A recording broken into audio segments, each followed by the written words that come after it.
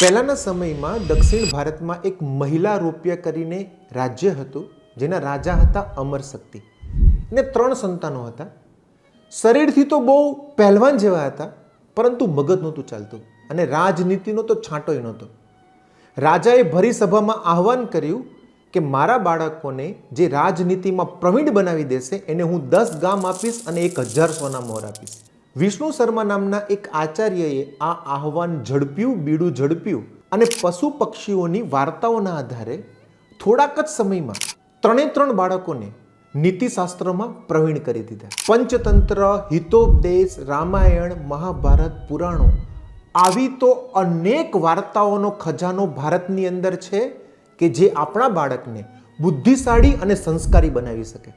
પણ હું તમને અત્યારે એ પ્રશ્ન પૂછવા માંગુ છું કે તમને એક માતા પિતા તરીકે કેટલી વાર્તા આવડે છે?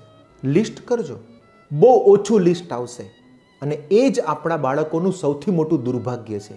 ભારતના બાળકો ભારતના આ ભવ્ય વારસાથી વંચિત ન રહી જાય એટલે અમારા પેરેન્ટિંગ વેદા કોર્સમાં અમે 156 વાર્તાઓ પસંદ કરી છે, જે તમારા બાળકોને બુદ્ધિશાળી, પ્રતિભાવાન અને સંસ્કારી બનાવશે. તમારા બાળકને આ વારસાથી વંચિત નહીં રાખતા.